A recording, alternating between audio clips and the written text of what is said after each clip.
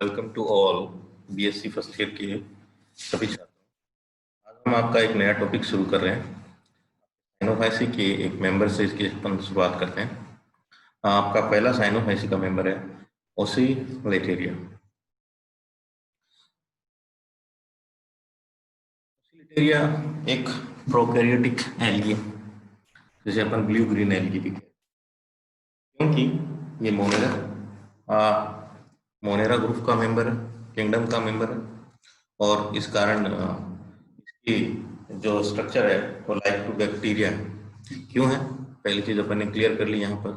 ठीक है, कि ये इस तरह से ये क्या है, आपकी प्रोकैरियोटिक सेल हो गई। ठीक है, और इसकी जो सेल वॉल है वो पेप्टिडोग्लाइकन या म्यूकोपेप्टाइड की बनी होती है। ठीक है, बैक्टीरिया का करेक्टर है। और mucus sheath outside the cell wall, इसके जो सेल वॉल होती है उसके बाहर आपका क्या मिलता है, म्यूकस का एक सीट पाया जाता है। वो थिन या थिक हो सकता है। ठीक है, और उसके बाद में ये एंटीबायोटिक सेंसिटिव होता है। जो ओसिलेटेरिया है उसकी जो सेल वॉल होती है वो ग्राम पॉजिटिव सेल वॉल होती है। ठीक है, लाइक टू बैक्टीरिया। अर्थात कहने का मतलब यहाँ पर सेल वॉल जो है वो डायरेक्टली आपकी सेल मेम्ब्रेन के जस्ट बाहर पाई जाएगी। एल्गी लाइक करेक्टर क्या है इसमें, इसका जो बॉडी स्ट्रक्चर है या बॉडी प्लान है वो क्या होगा, आपका थैलोइड होगा। और इसमें बैक्टीरियल क्लोरोफिल के स्थान पर यहाँ पे कौन सा क्लोरोफिल मिलेगा, आपका क्लोरोफिल ए मिलेगा। इस कारण ये बैक्टीरिया बैक्टीरिया के समान भी है और एल्गी के भी समान है। ठीक है, right now we start our topic. Oscillatoria as a systematic position according to Frisch. Frisch ने इसे मिक्सोफाइसी क्लास कहा और इसको ऑर्डर नोस्टोकेल्स और फैमिली ओसिलेटेरिया ओसिलेटेरियसी एंड जीनस ओसिलेटेरिया में रखा। अकॉर्डिंग टू देसिकाचार्य, उन्होंने इसके लिए इसी जो मिक्सोफाइसी ग्रुप था उसको आगे उन्होंने साइनोफाइटा फाइलम में कन्वर्ट किया और साइनोफाइटा के अंदर उन्होंने क्लास रखी साइनोफाइसी और उसमें ऑर्डर नोस्टोकेल्स ओसिलेटेरियसी और ओसिलेटेरिया रखा।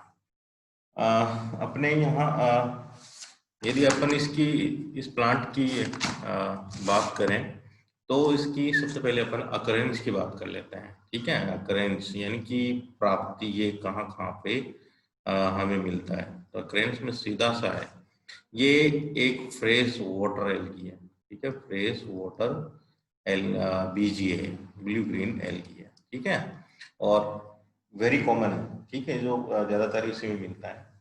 ज्यादातर अपन देखते हैं कि जो रेनी वाटर सीजन जिनके जो भी सोर्स हैं, जैसे तालाब हो गया, पूल्स हो गए, नदियों के किनारे हो गए। ठीक है, इसके अलावा झरने नाले जो भी चलते हैं, रोड साइड के डिचेज हैं, गड्ढे जो बन जाते हैं जहाँ पे बरसात का पानी इकट्ठा हो जाता है, उन स्थानों पर ये ग्रो कर जाता है। यानी जो बड़े स्थान, इसके अलावा ये हॉट स्प्रिंग एरियाज में भी ग्रो करता है।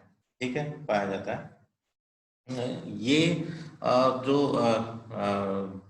कई बार ये देखा गया कि ये फ्लोटिंग कंडीशन में भी इसकी मिलती है। इसकी जो फ्लोटिंग कंडीशन में, जिसको फ्लैक्टोनिक स्पीसीज कहते हैं, फ्लोटिंग स्पीसीज इसकी ये वाली है जिसको हम ओसिलेटरिया प्रोलिफिक का कहते हैं, जो फ्लैक्टोनिक मिलती है। बट ये जो है फूड चेन का हिस्सा नहीं होती। ये याद हमें इंपॉर्टेंट चीज है, कई बार ऐसा कॉम्पिटिटिव एग्जाम में क्वेश्चन पूछा गया है कि ये फूड चेन का पार्ट नहीं होती है, does not part of food chain. ठीक है, फूड चेन पार्ट नहीं होगी, नो, ये कोई फूड का पार्ट नहीं होती है। ठीक है, प्लैंक्टोनिक वैसे मोस्ट ऑफ देखा जाए तो सी वाटर में और वाटर बॉडी के अंदर है, वो जो प्लैंक्टोनिक स्पीसीज होती हैं वो प्रोड्यूसर लेवल बनाती हैं, यानी कि फूड चेन का फर्स्ट स्टेप होती हैं, लेकिन ये नहीं होती है। ठीक है, इसके अलावा बहुत सारी स्पीसीज हैं जो आपकी अलग अलग जगह के इसके अंदर हमें मिलती हैं। जैसे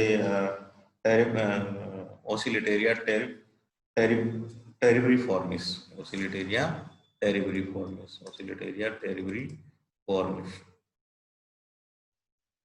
ये जो स्पीसीज हैं, ये स्पीसीज हॉट स्प्रिंग एरिया के अंदर ग्रो करती है। यानी हॉट वाटर स्प्रिंग जो है उनके अंदर ग्रो करती हैं, ठीक है।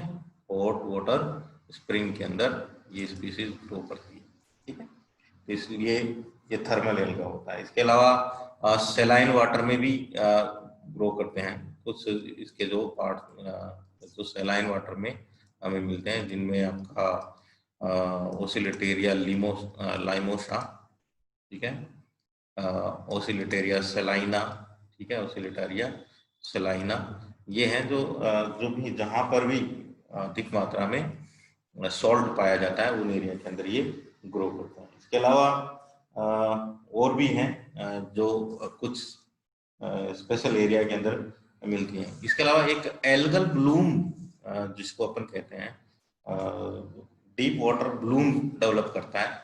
उसके अंदर जो वाटर ब्लूम वाली जो एल्गी है उसमें जो सबसे बड़ा जो रोल जिस एल्गी का इसी की स्पीसीज है रहता है डीप वाटर ब्लूम, जिसमें नाम है रूबेंसिस ऑर्थो ओसिलेटेरिया रूबेंसिस, ठीक है, रूबेसेंस,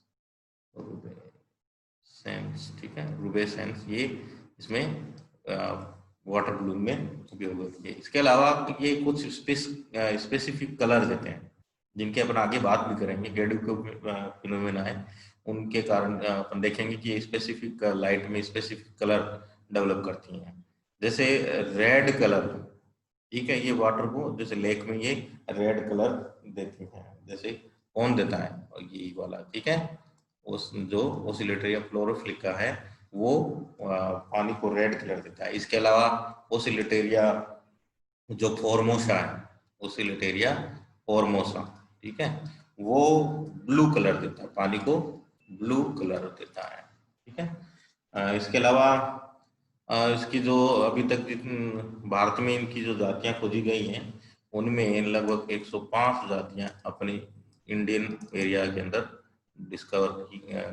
खोजी जा चुकी हैं, ठीक है, इंडियन स्पीसीज हैं, जिनमें कुछ प्रमुख के नाम अपन यहाँ पहले भी लिख लेते हैं, फिर भी बोल देते हैं। ओसिलेटेरिया फॉर्मोसा, ओसिलेटेरिया अंगुस्टा, ओसिलेटेरिया सेंटा, ओसिलेटेरिया प्रिंसेप्स, ओसिलेटेरिया क्लोरिना और डिक्लोरेटा आदि कॉमन स्पीसीज है।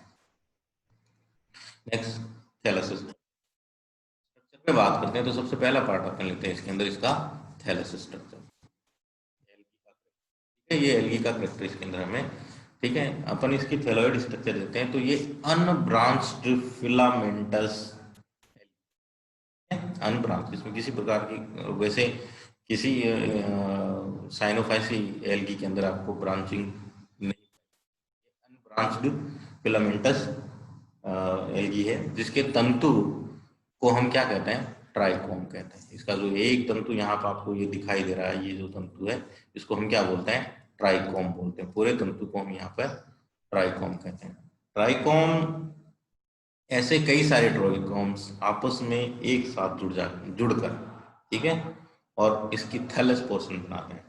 ये सोलिटरी अवस्था में एकल रूप में भी पाए जा सकते हैं, और ये जब इस आपस में जुड़ जाते हैं तो स्पॉन्जी थिन या थिक सीट लाइक स्ट्रक्चर बनाते हैं, जिसका कलर आपका ब्लू स्क्रीन या डार्क ब्लू ग्रीन हो सकता है, कई बार ये ब्लैकिश भी हो सकता है। इसका जो ट्राइकोम है उसकी बात करें तो ट्राइकोम के अंदर यूनिसीरिएट सेल, जो ट्राइकोम होता है वो यूनिसीरिएट सेल से बना हुआ एक तंतु होता है, जिसमें सेल्स की जो चौड़ाई होती है वो लंबाई की अपेक्षा ज्यादा होती है, और सेल जो होती हैं सारी की सारी इस ट्राइकोम के अंदर, यहाँ पे ये जो भी सारी की सारी जो सेल्स यहाँ पे पाई जा रही हैं, सब सेल्स सिमिलर होती हैं।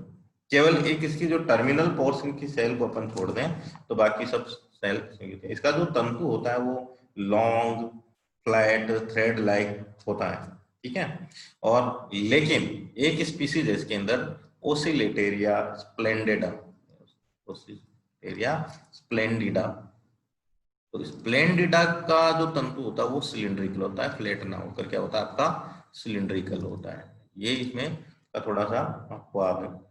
इसके अलावा तंतु की जो शीर्षक सेल होती है वो स्पीसीज टू स्पीसीज, जो टर्मिनल सेल होगी वो क्या होगी, स्पीसीज टू स्पीसीज हमें अलग देखने को मिलती है, ठीक है। जैसे we can see next picture. तो इसमें अपन देख सकते हैं जैसे ये ओसिलेटरिया में ये डोम लाइक, यानी पहला पार्ट आपके यहाँ पे दिखती है एपिकल सेल की होती है, डोम लाइक ये किसमें मिलती है? ओसिलेटरिया एनी के अंदर। एनी के अंदर आपको ये चीज, ठीक है, ओसिलेटरिया एनी के अंदर ये वाली चीज हमें देखने को मिलती है, ठीक है, ओसिलेटरिया एनी।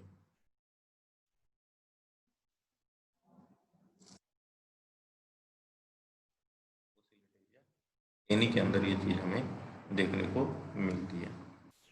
इसी तरह से एक्यूमिनेट टाइप का, ठीक है, एक्यूमिनेटामी ओसिलेटेरिया, इसी के नाम पे उसका नाम पड़ गया एक्यूमिनेट।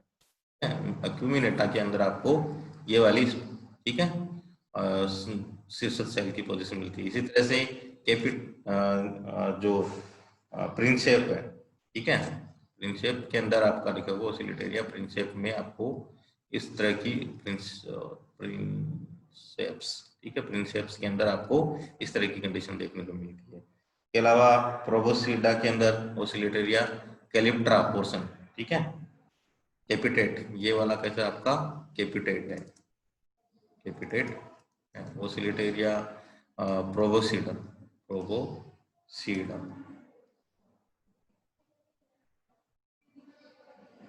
प्रोबोसिडा के अंदर आपका ओसिलेटेरिया प्रोबोसिडिया के अंदर ये कैलिप्ट्रा वाला पोर्शन आपको इसमें देखने को मिलता है, जिसपे थिक मेम्ब्रेन पाई जाती है। ट्राइकोम्स अपने चारों ओर एक पतली, ठीक है, अपने चारों ओर क्या मिलेगी? इसके चारों ओर क्या मिलेगी? एक पतली म्यूसिलेज लेयर के द्वारा। इसी कारण क्या होते हैं, जब ये अपना थैलस बनाते हैं तो म्यूसिलेज आपस में इनके फ्यूज हो जाने से आपस में फ्यूज हो जाती है और ये कई सारे तंतु, हजारों तंतु आपस में मिलकर, ठीक है, क्या कर लेते हैं? एक थैलोइड जैसी स्ट्रक्चर बना लेते हैं। नेक्स्ट सेल स्ट्रक्चर, ठीक है, अपन इसकी अगला जो स्ट्रक्चर है उसमें सेल स्ट्रक्चर की बात करते हैं। सेल स्ट्रक्चर में देखें तो जनरली अपन ने पहले क्लियर कर लिया कैसी है ये प्रोकैरियोटिक सेल है, ठीक है, इसकी क्या होगी? आपकी प्रोकैरियोटिक सेल्स होती है। और इस प्रोकैरियोटिक सेल होने के कारण इसकी जो सेल वॉल, पहला पॉइंट है अपन सेल वॉल, तो सेल वॉल होगी वो किसकी होगी? पेप्टिडोग्लाइकन प्लस कुछ मात्रा में इसमें सेलुलोज भी। जो सेल वॉल होती है एप्सन के अनुसार, ठीक है, वो 3 लेयर्ड होती है, ठीक है, 3 लेयर्ड होती है, जिसमें 2 आउटर, ठीक है, 2 आउटर और एक इनर होती है। टोटल सेल वॉल की जो लेंथ चौड़ाई होती है वो लगभग, जो सेल है उसकी जो लगभग 2000 एंगस्ट्रॉम थिक होती है, ठीक है। और इस सेल वॉल के अंदर आउटर जो सेल आउटर में जो सेल है, ठीक है, आउटर सेल वॉल जो मेम्ब्रेन है वो लगभग 90 डिग्री 90 एंगस्ट्रॉम की होती है, ठीक है। और इसके साथ में मिडिल जो होती है वो 160, ठीक है, एंगस्ट्रॉम की होती है, ठीक है। इनर सेल जो होती है, इनर सेल मेम्ब्रेन जो सॉरी सेल वॉल होती है, जैसे ये वाला अपन पोर्शन, ये इसका म्यूसिलेज पार्ट है, ठीक है, ये इसका सेल वॉल पार्ट है, ठीक है। सेल वॉल यहाँ पे ये 3 भागों में बंटी होती है, ठीक है, यहाँ पर अपन क्लियर कर सकते हैं, ठीक है। ये आपका सेल वॉल का ही पार्ट है, ये इनर सेल, ये इनर सेल वॉल पार्ट है, ठीक है। यहाँ पर आपका इनर सेल, ये दोनों बाहरी आउटर वो मिडिल जो पार्ट है, ठीक है। लेकिन ट्रांसवर्स जो वॉल होती हैं उनके अंदर आपको इनर जो दोनों आउटर और इनर वाली नहीं पाई जाएगी, केवल मध्य जो इनर सॉरी केवल आउटर और मिडिल नहीं पाई जाती है ट्रांसवर्स। ये ट्रांसवर्स जो पोर्शन है इसके अंदर आपको आउटर और मिडिल सेल लेयर नहीं पाई, सेल वॉल लेयर नहीं पाई जाती है, केवल इसमें कौन सी पाई जाती है? आपकी इनर सेल वॉल पाई जाती है, ठीक है। जो मेनली इनर सेल वॉल आपकी किसकी बनी होती है? सेलुलोज की बनी होती है, ठीक है। सेल वॉल के आधार पर अपन देखें तो ओसिलेटरिया क्या होता है? आपका gram positive bacteria bacterial cell wall होती है, gram positive bacterial cell wall होती है, ठीक है। अर्थात सेल वॉल डायरेक्टली क्या मिलेगी आपको? सेल मेम्ब्रेन के बाहर उपस्थित है। इसके अलावा अपन बात करें तो इसका जो प्रोटोप्लाज्म है वो 2 भागों में बटा होता है, जिस तरह से अपन ये देख रहे हैं बाहर, यहाँ पे 2 भागों में होता है। एक तो ये सेंटर पोर्शन जिसको अपन क्या कहते हैं? सेंट्रोप्लाज्म। एक होता है आपका परिधीय भाग जिसको हम बोलते हैं क्रोमोप्लाज्म। क्रोमोप्लाज्म क्यों कहते हैं इसको? क्योंकि इस भाग में सारी की सारी क्या मिलती है आपकी, थाइलिकॉइड्स पाई जाती हैं, थाइलिकॉइड लेमिलीज पाई जाती हैं, जिनके अंदर पिगमेंट्स अटैच रहता है। ठीक है, क्लोरोफिल ए, सी फाइकोसाइनिन और सी फाइको एरिथ्रिन का जो पिगमेंट्स होते हैं वो इनके अंदर पाए जाते हैं। ये लेमिली आपस में जुड़कर यदि स्टैक के रूप में या इस तरह से अपने इस डायग्राम में देखें तो इस तरह से क्या होती है लेमिलीज, इस तरह से आपस में स्टैक एक दूसरे के ऊपर ढेर के रूप में पाई जाती है। ठीक है, और इन लेमिनी के अंदर अपने पहले कर लिया कि ये क्या रहता है, इसके साथ में अटैच पिगमेंट्स इनके अंदर अटैच रहते हैं। इसके अलावा जो सेंट्रल पोर्शन होता है, ठीक है, यहाँ पे ये जो सेंट्रल पोर्शन जिसको अपन क्या कहते हैं सेंट्रोप्लाज्म, जैसे न्यूक्लियोप्लाज्म भी कह सकते हैं, इसमें आपका क्या मिलता है डीएनए। ठीक है, स्कैटर्ड डीएनए, ये वाला जिसको अपन देखें न्यूक्लियोप्लाज्म, यहाँ पर आपका क्या है, यहाँ पर ये वाला पोर्शन क्या है आपका न्यूक्लियोप्लाज्म, जिसमें जिसे अपन प्रीमिटिव न्यूक्लियस या जीनोफोर भी कहते हैं प्रोकैरियोट्स के अंदर। ठीक है, इसके अलावा इसमें इंक्लूजन के रूप में बहुत सारी बॉडीज पाई जाती है। जैसे सबसे पहले बात करते हैं अपन इसके अंदर कार्बोक्सी, ठीक है, कार्बोक्सिसोम।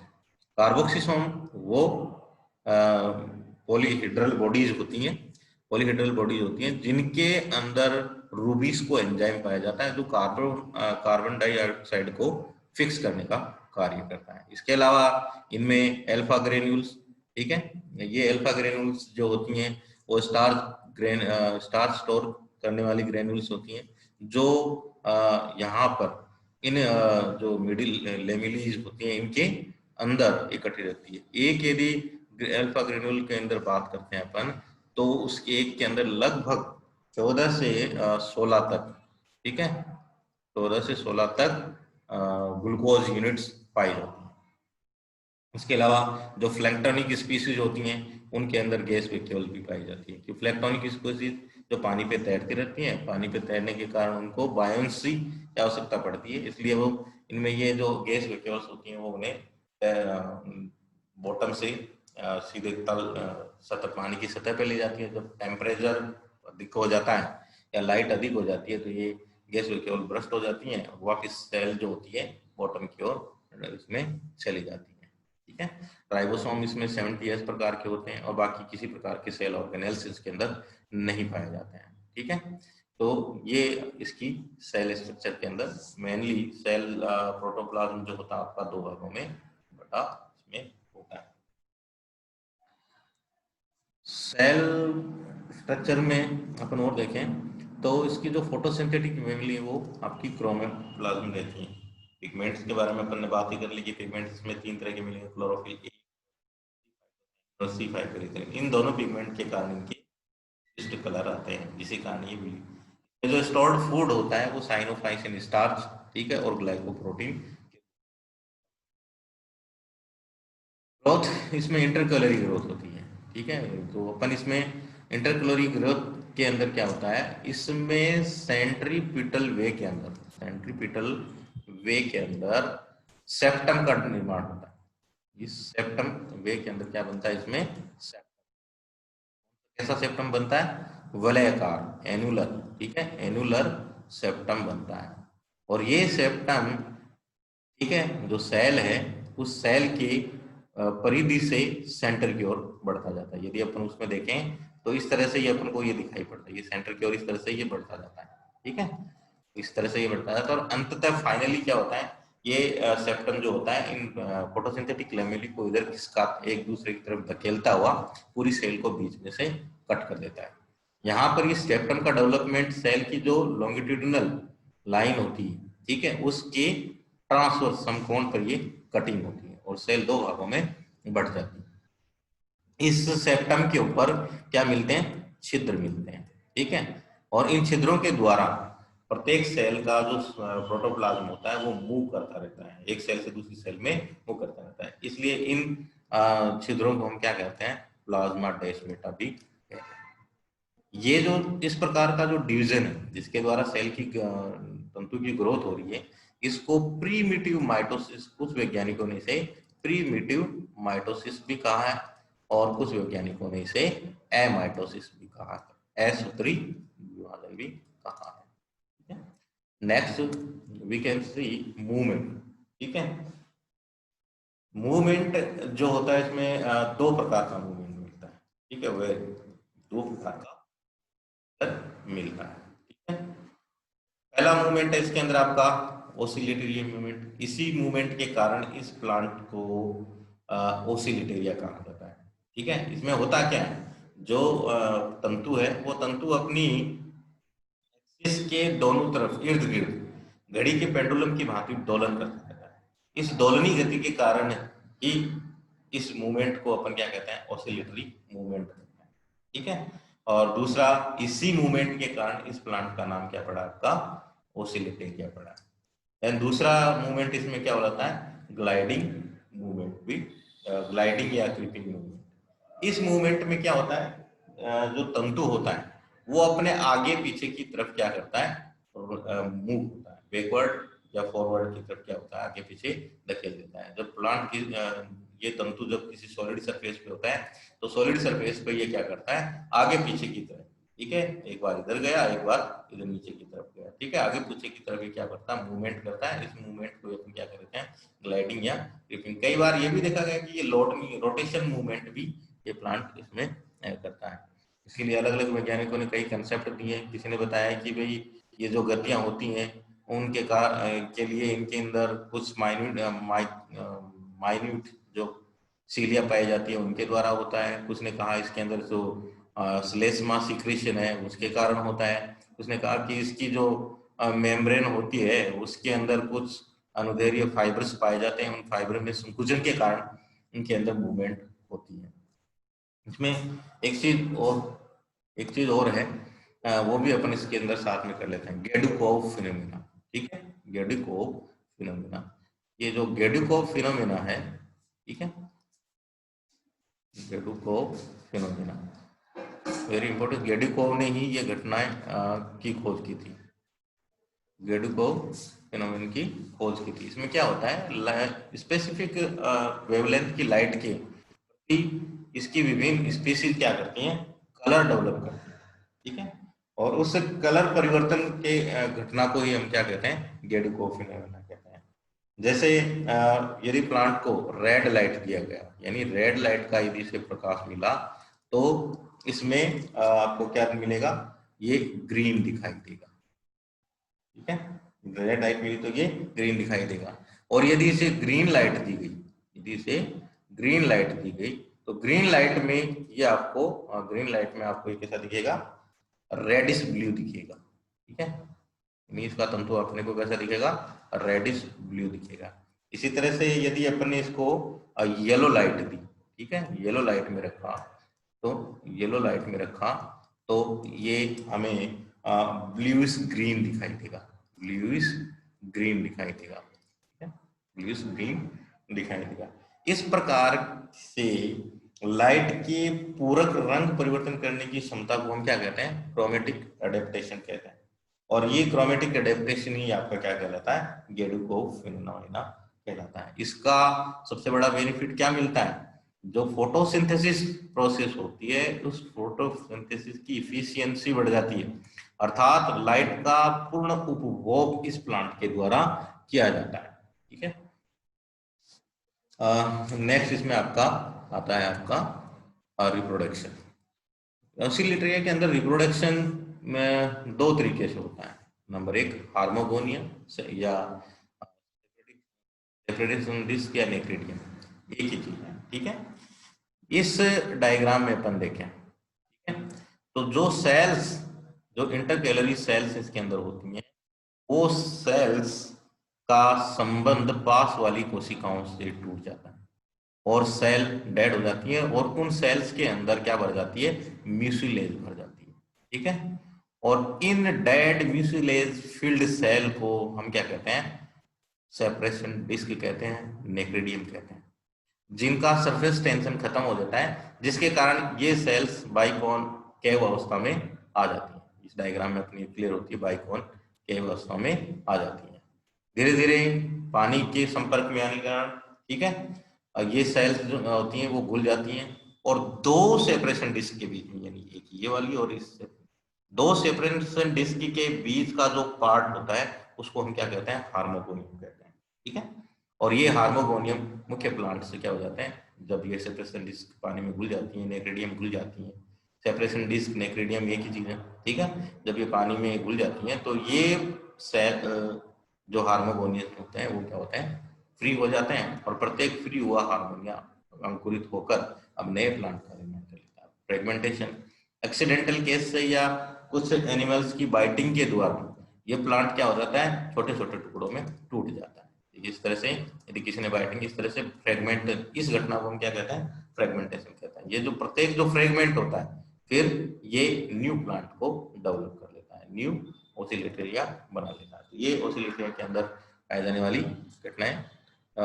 तो छात्रों, ये हमारा आज का टॉपिक कंप्लीट